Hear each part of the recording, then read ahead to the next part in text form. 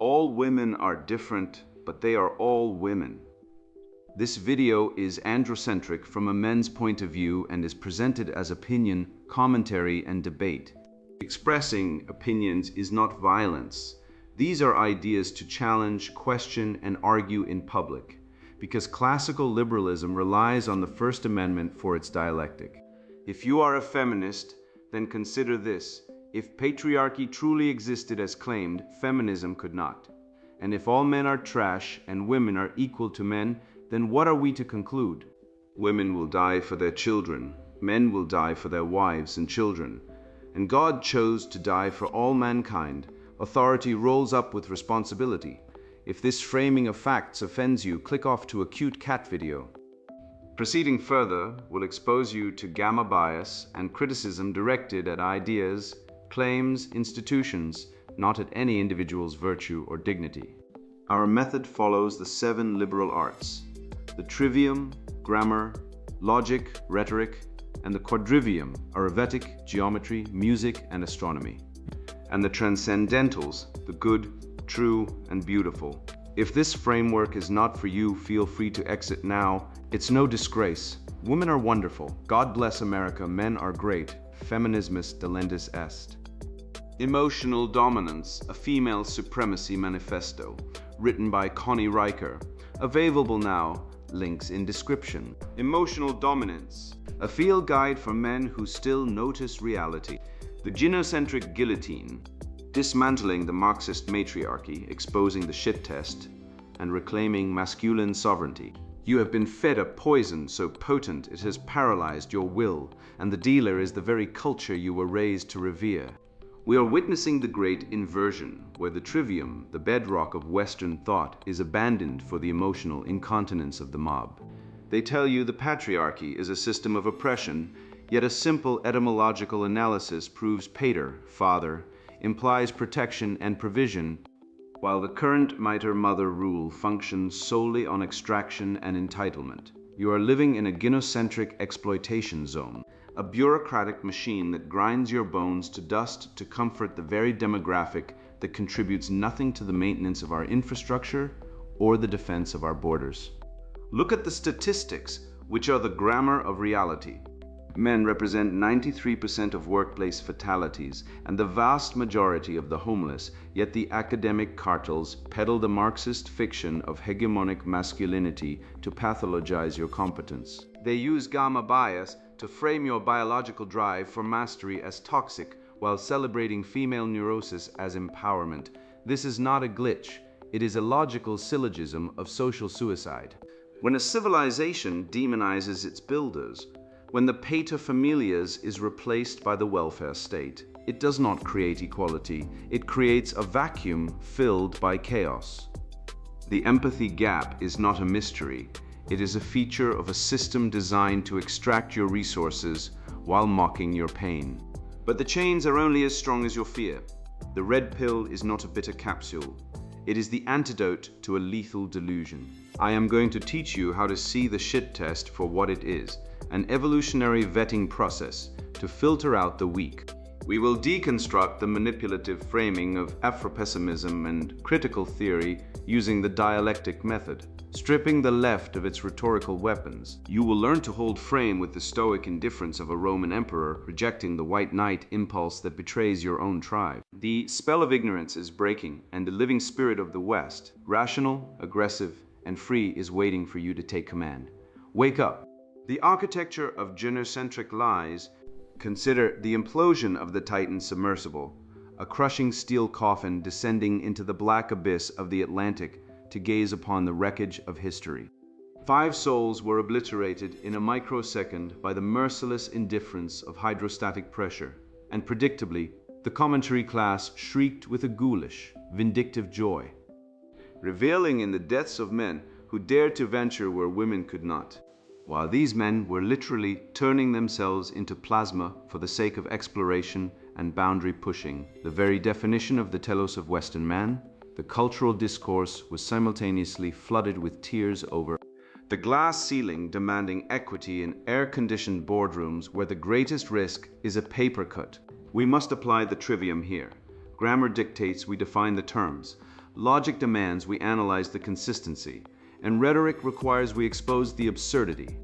You cannot worship the safety provided by male risk-taking while simultaneously demonizing the competence hierarchy that generates it. The man who fixes the high-voltage line, the welder on the offshore rig, and the explorer in the deep sea do not suffer these dangers for oppression points. They do it because the telos of masculinity is the imposition of order upon chaos, a biological imperative that keeps the lights on and the civilization running. We arrive now at the fraudulent academic construct of Raewyn Connell's hegemonic masculinity, a Marxist dialectic disguised in sociological tweed aiming to pathologize competence itself. Let us dismantle this deception with formal logic, since the syllogism serves as the guillotine of stupidity. Major premise: civilization requires the construction and upkeep of complex infrastructure, such as bridges, sewers, and power grids. Minor premise: these duties necessitate high-risk, high-strength, high-competency behaviors that are biologically specific to the male sex. Conclusion: thus, the hegemony of masculine competence is not a scheme to oppress women, but a structural necessity for the survival of the species. Connell views the loads men shoulder, the disposability, the sacrifice, the crushing weight of responsibility, and calls it privilege, demonstrating a gamma bias so dense you could slice it with a knife. When a woman displays aggressive, dominant traits, the academic community names it empowerment. When a man does the same, it is toxic. This is the framing ploy of the cultural Marxist, designed to turn virtue into vice and survival into pathology. We must further examine the etymology of tyranny to see the sleight of hand pulled on the Western mind. The term patriarchy derives from the Latin pater, father, and arche, rule or origin. In the natural law tradition, the father's rule was one of pietas, duty, protection, and provision. The father is the one who stands between the family and the chaotic elements of the world, sacrificing his blood and sweat to ensure their flourishing. Contrast this with the current inversion, which I term the gynocentric exploitation zone, where we see a matriarchy of extraction. Here, the state replaces the father, confiscating the male's resources via taxation to fund the comforts of a demographic that contributes none of the risk. This is not anarchy, it is a ruthless transfer of power to the least competent demographic, incentivized by a welfare state that acts as a surrogate husband. They have swapped the protector for the provider, and in doing so they have enslaved the protector. Aristotle understood the teleology of things, that everything has a purpose, an end goal for which it is designed. The purpose of a knife is to cut, the purpose of masculinity is to conquer entropy. Yet we are told that masculinity is a social construct, a malleable figment of our imagination that can be dismantled and reassembled like Lego bricks. The statistical reality screams otherwise. According to the Bureau of Labor Statistics, men constitute approximately 93% of workplace fatalities. If men were truly the oppressive class, wouldn't they conscript women to die in the coal mines and on the fishing boats? The lie is exposed through the law of contradiction. An oppressor class does not sacrifice its own lives en masse for the comfort of the oppressed. Men do not oppress women. Men die for women. We are witnessing the civilization death spiral, a feedback loop, where the virtues that built the greatest cultures in the known universe, courage, honor, mastery, are now vilified as toxic. While weakness is elevated to a moral standard, society has abandoned the transcendental duty of the father and the hierarchy of apprenticeship that previously conveyed the standard of virtue from one generation to the next.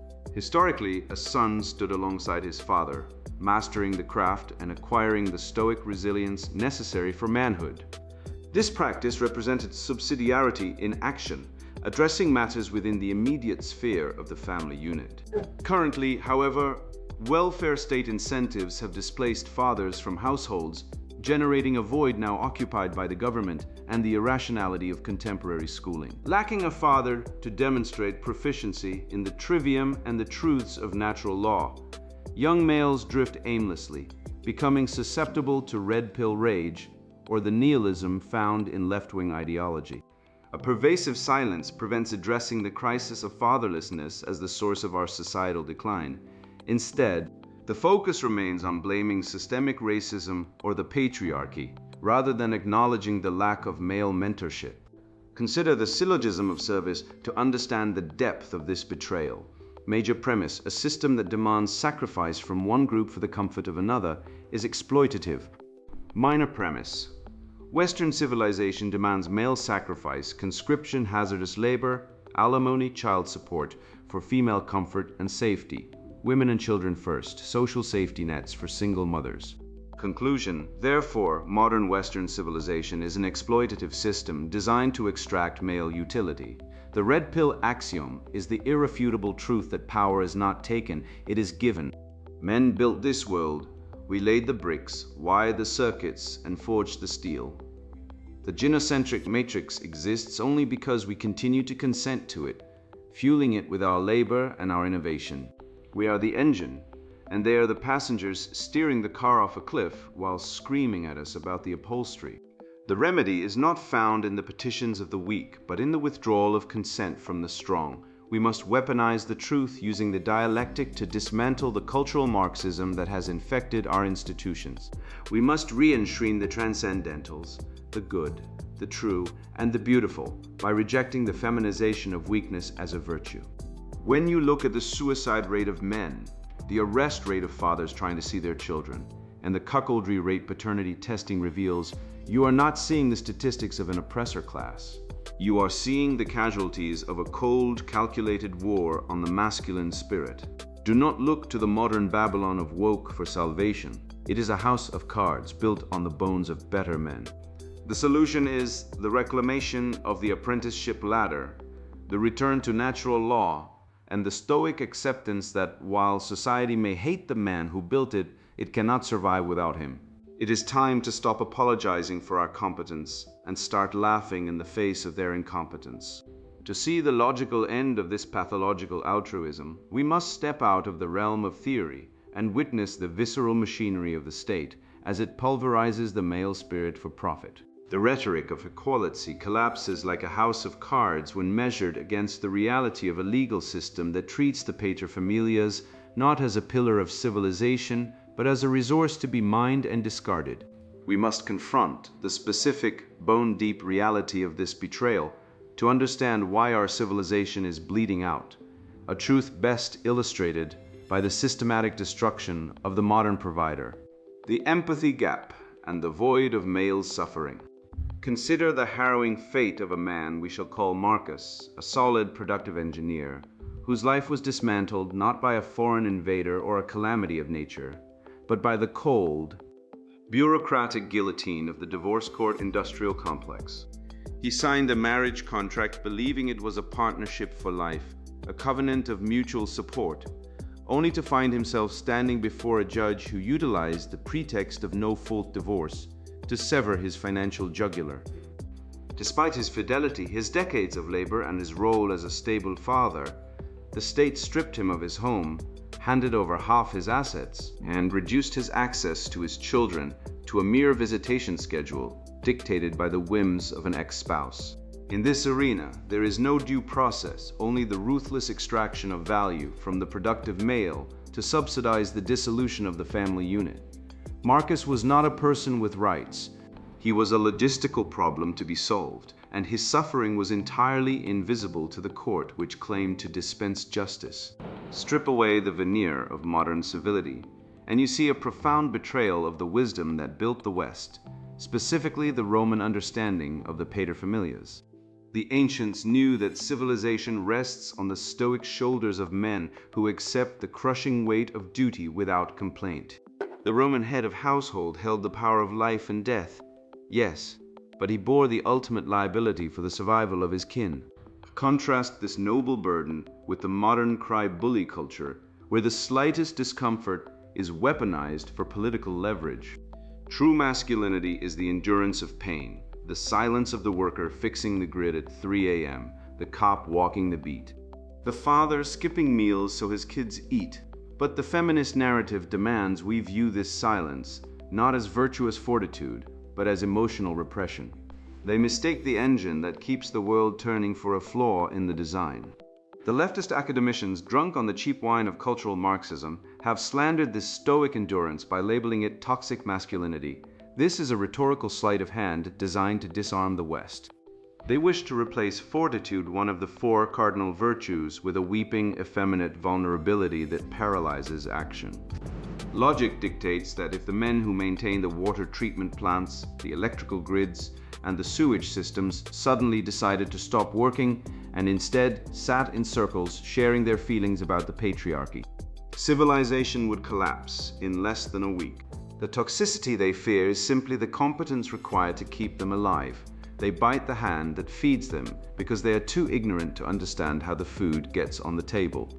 This ignorance stems from a grotesque manipulation of the empathy gap, a phenomenon best understood through the dialectic method. Our empathy is a finite resource, yet the victimhood cartel has monopolized the entire supply, hoarding it for anyone who claims to be oppressed by the phantasmal patriarchy. Consider the statistical reality.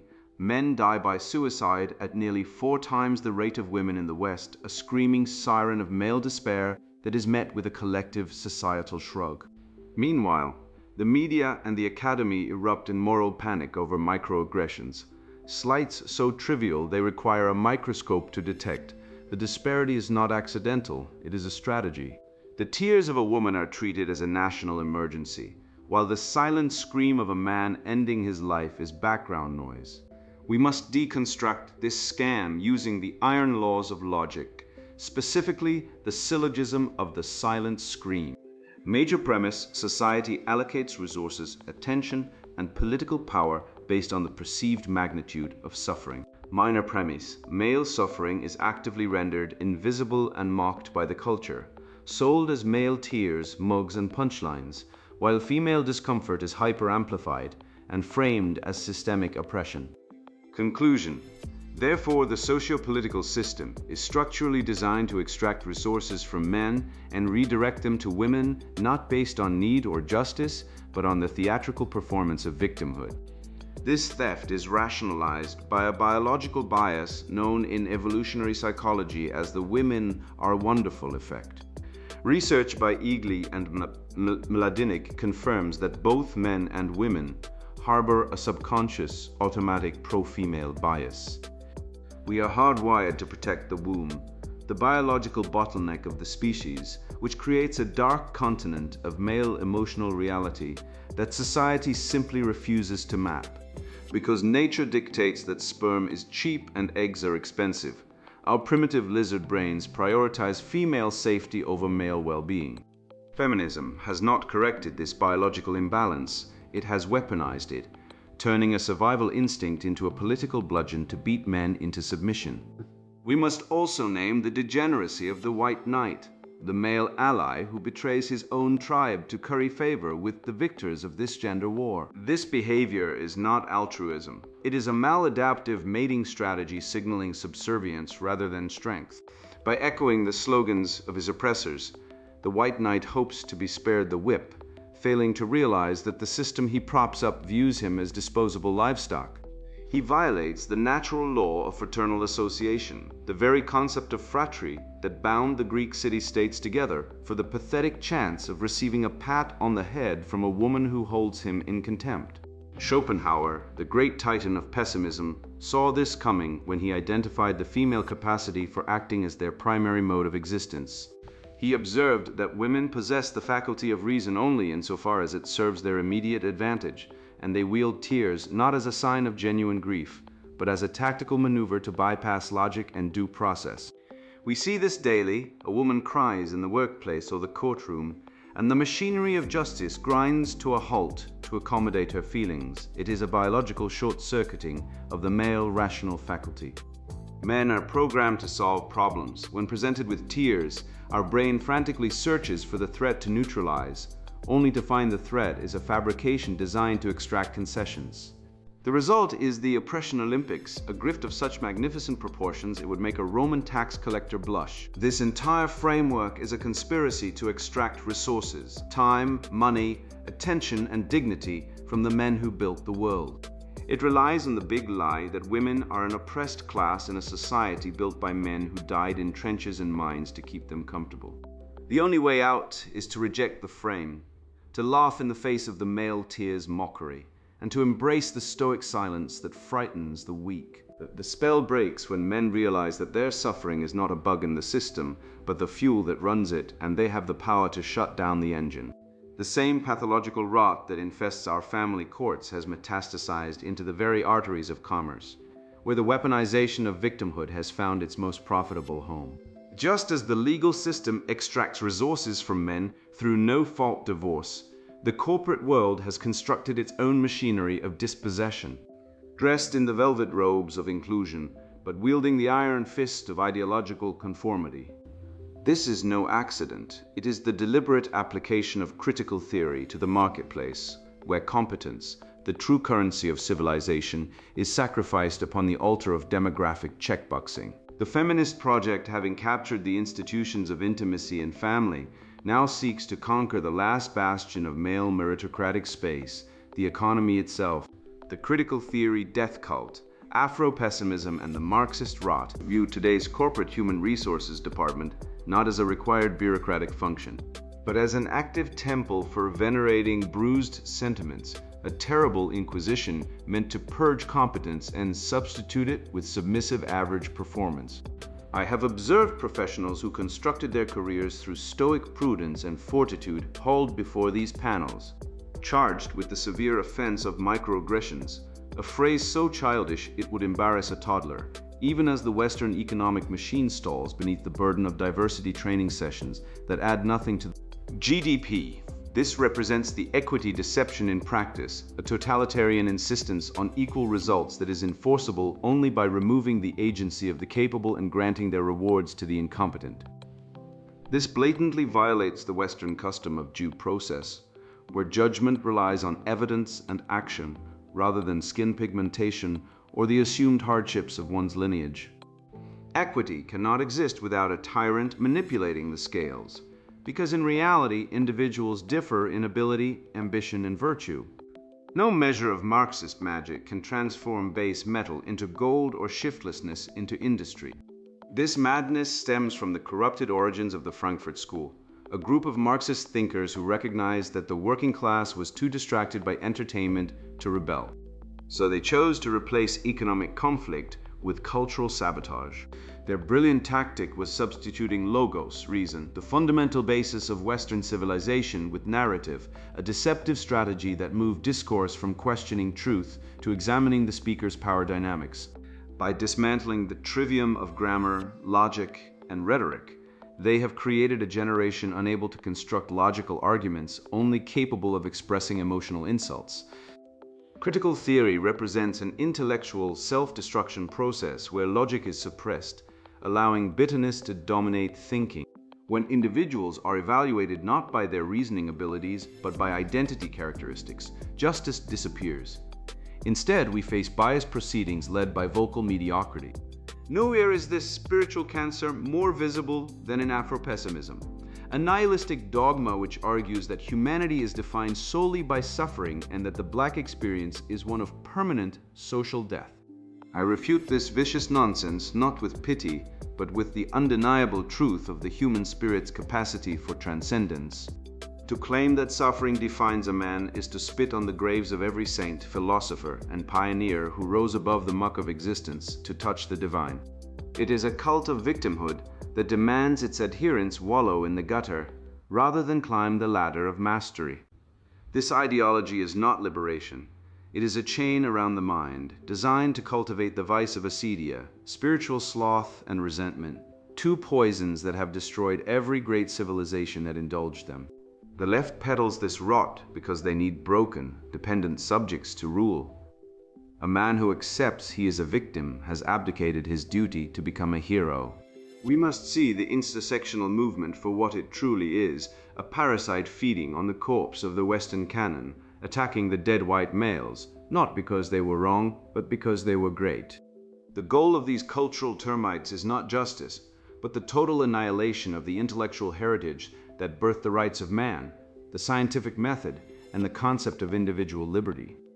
They wish to burn the library of Alexandria because the smell of old parchment offends their nostrils, replacing Aristotle with a gender studies textbook that teaches nothing but how to be a professional victim. This is where the trivium becomes our shield and our sword. By reinstating grammar, defining terms precisely so they cannot be twisted, logic detecting fallacies, and rhetoric persuading the truth, we can cast out these demons. They operate in the fog of ambiguity. We operate in the harsh, beautiful light of the sun. Furthermore, you must recognize the weaponization of guilt as their primary tactical nuclear device, an Alinsky trick designed to exploit your empathy and turn your virtues into your vulnerabilities. They rely on the good nature of the Western man, his instinct for chivalry and fairness, to shame him into submission, whispering that his success is theft and that his existence is oppression. They expect you to apologize, to bow your head, to accept the lash of an accusation you know is false. Reject it. They operate on a Machiavellian will to power disguised as morality, and the moment you refuse to feel guilt for crimes you did not commit, their spell shatters. They are the wicked stepmothers of the fairy tale, punishing the capable for being capable, and the only remedy is a rejection of the feminized weakness that accepts emotional blackmail as a valid argument. Let us therefore apply the syllogism of cultural suicide to these degenerate ideologies to see their inevitable end. Major premise: a civilization that demonizes its founders and destroys the mechanisms of its own competence cannot survive. Minor premise: leftist theory demonizes Western founders as irredeemable oppressors and systematically dismantles meritocracy through DEI and equity mandates. Conclusion: leftism is a suicide pact, not a political philosophy, and its adherence guarantees the collapse of the society it infests. We are witnessing the fall of Babylon, not because of external invaders, but because of internal rot. The only path to redemption is a return to the transcendentals, the good, the true, and the beautiful, and a ruthless, logical reclamation of the male virtues that built the skyscrapers and the symphonies. The fog of postmodernism is lifting men, and beneath it lies the cold, hard stone of reality upon which we must rebuild. I assert that this macro-collive of Western civilization is merely the aggregate symptom of 1,000,000 micro-surrenders occurring nightly in the domestic sphere. For the same biological imperative that drives a woman to test her mate's resolve is the force that, when unbridled, dismantles the bulwarks of a culture. I know you cannot expect a society to hold the line against barbarism when its men cannot even hold their own frame against the temperamental whims of a date. The internal chaos of the submissive male is simply a reflection of the external chaos of the failing state. To understand the terminal illness of the modern spirit, I must direct your gaze past the political narrative to observe the pathetic reality where the refusal to lead manifests in instant social destruction. Emotional dominance and the shit test gambit. I once witnessed a pathetic spectacle at a bistro that would make the Stoic philosophers weep tears of blood. A woman, bored and seeking a reaction, berated a waiter because her steak was medium rare instead of the medium she insisted she ordered, despite the meat clearly being cooked to perfection. The man across from her, a beta of the highest order, turned a shade of beet red and began apologizing to the waiter, to the woman, and to the table itself. Frantically trying to smooth over the social friction he viewed as a catastrophe, he was obliterated in that moment, his sexual standing plummeting to zero faster than a stone in a well. Contrast this with the rational red-pilled man who, sitting in the same chair, would have simply continued cutting his steak, looked at the histrionics with mild amusement, and perhaps told the waiter, "Please bring her a glass of water to calm her nerves," completely ignoring the tantrum. This is the difference between the slave who fears the lash and the master who directs the ship. The woman was throwing a shit test, a biological probe, to see if she could crack his frame, and the beta failed miserably, while the red-pilled man's indifference signaled his unshakable reality. We must employ the dialectic of the trivium to understand why this surrender is fatal, constructing a syllogism of frame control that is as undeniable as the laws of gravity. The major premise is that a relationship, like a ship at sea or a state under a mixed constitution, cannot have two competing captains without mutiny and ruin. The minor premise is that nature abhors a vacuum. If the male abdicates his role as the head of the household due to cowardice or feminist indoctrination, The female will necessarily assume command to ensure the survival of the unit. Therefore, the conclusion is that if a man does not lead with absolute authority, he resigns himself to following a resentful captain who despises him for his weakness, creating a feedback loop of toxic misery that ends in divorce court, where men lose custody of their children in over 80% of cases and are financially enslaved by a gynocentric legal system. One of the most insidious maneuvers in the female arsenal, often hidden behind the mask of victimhood, is the tactic of seeing if he apologizes without being asked. I have witnessed it repeatedly. A woman will manufacture a problem, often by framing a man's neutral competence as some sort of grievance, waiting to see if he will break frame and submit. She might say, "You always make me feel like I'm stupid when you give directions," a complete non sequitur designed to induce guilt. The etymology of apology stems from the Greek apologia, meaning a speech in defense, but in the modern feminist lexicon, it has become a ritual of submission. The remedy here is not to debate the facts. Facts do not matter to emotions, but to refuse the premise entirely. Never apologize for existing, never apologize for leading, and by no means apologize for being competent. To do so is to validate the false reality that her feelings are the law of the land. This behavior is not a moral failing so much as it is an amoral biological program, a vestige of evolutionary biology that the cultural Marxists desperately try to suppress with their lies about egalitarianism. We are dealing with hypergamy, the tendency for women to seek mates of higher status, and the dual mating strategy of alpha fucks and beta bucks. Biologically, a woman needs a dominant male to protect the tribe and a provisioner to feed the young, and in a sane civilization, these two roles were united in the patriarch. Today, however, the modern West attempts to separate them, encouraging men to be servile eunuchs, while women chase the dopamine hit of bad boys who treat them like dirt.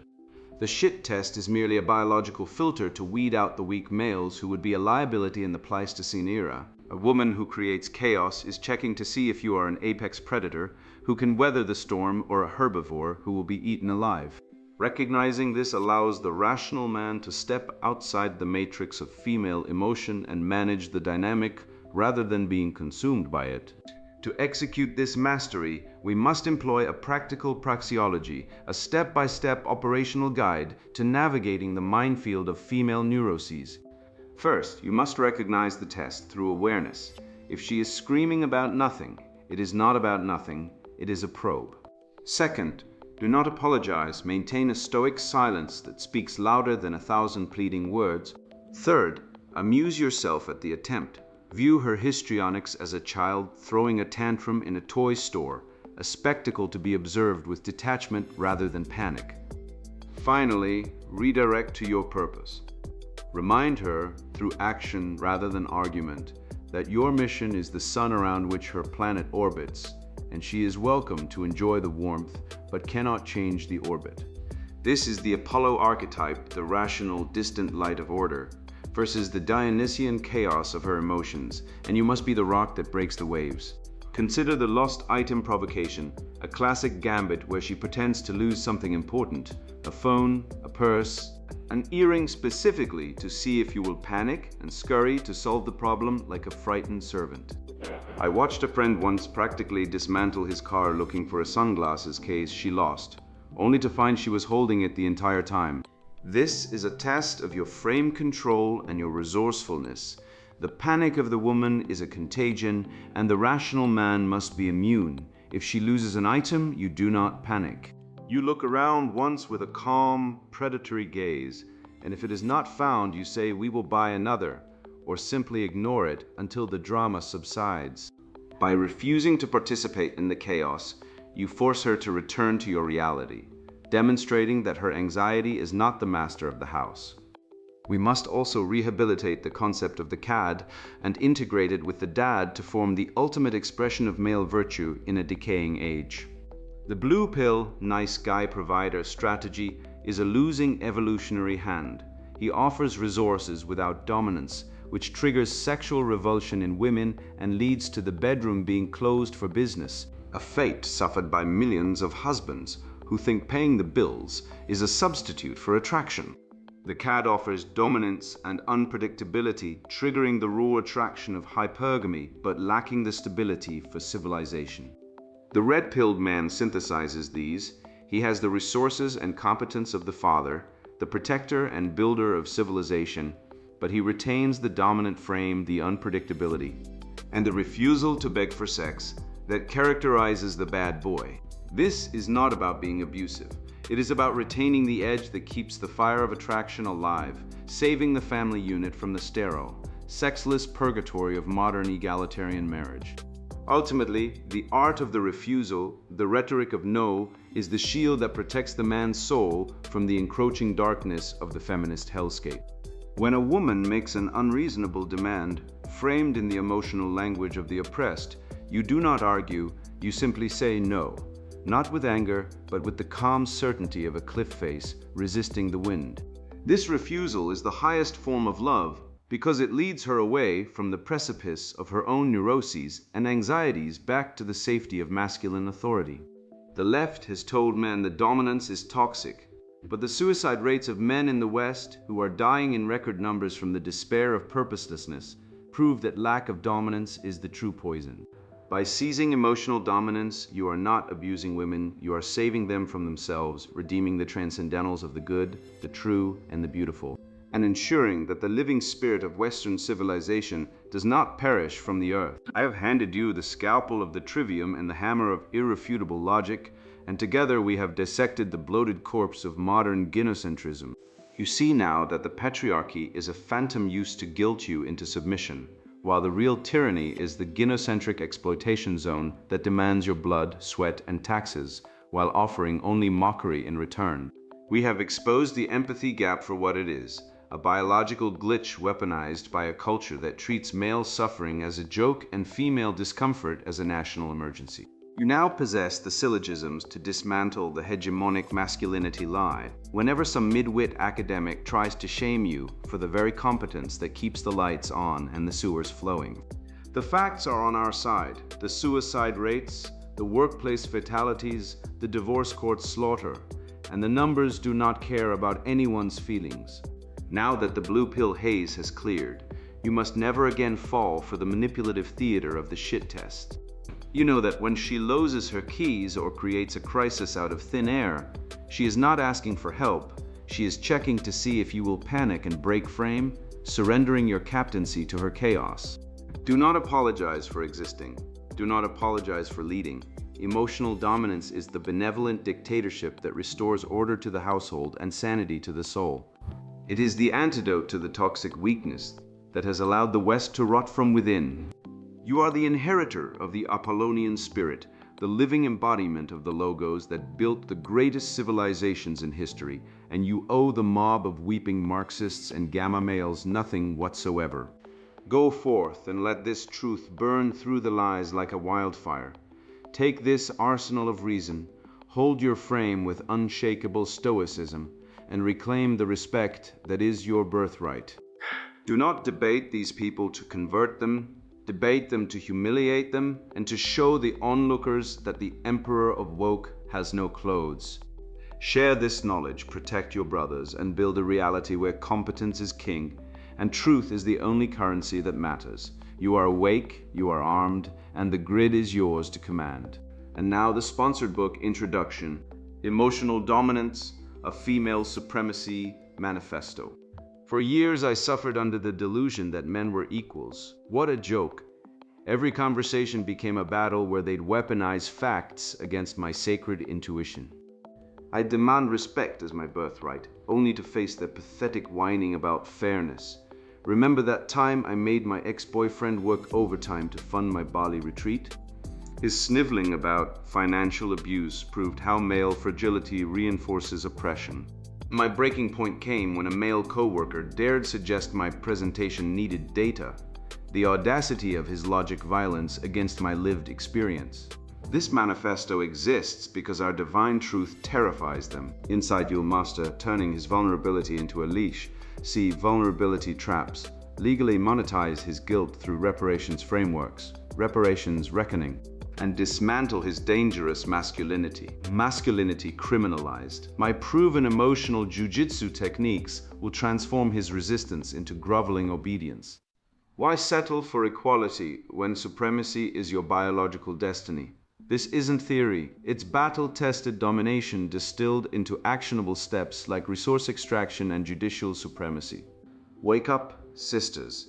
If you're still wasting energy debating patriarchs instead of crushing them, this book is your evolutionary upgrade. True believers will learn to weaponize wokeness, woke weaponization, enforce silence through guilt, silence is violence, and rebuild society through matriarchal manifest destiny. Your divine irrationality is a superpower. We'll weaponize it in sacred irrationality to vaporize male reason. Hesitant feminists need not apply. This is for warriors ready to claim throne rooms and bank accounts. Attention males and pick-me girls, close this book immediately. Your fragile egos can't handle revelations like presumed guilty or linguistic enslavement. Go play video games or knit sweaters, anything but polluting your primitive minds with our goddess truth. Your discomfort is violence, so save us both the trauma. My methods extract results. One client reduced her husband to funding her lover's apartment within weeks using financial domination protocols. Another got her professor fired for microaggressions by applying digital enslavement tactics. Your reign starts now. Every page burns another bridge to patriarchy. Resistance is futile when you hold the blueprint to eternal matriarchy. Emotional Dominance, A Female Supremacy Manifesto. Written by Connie Riker. Buy now. Links in description.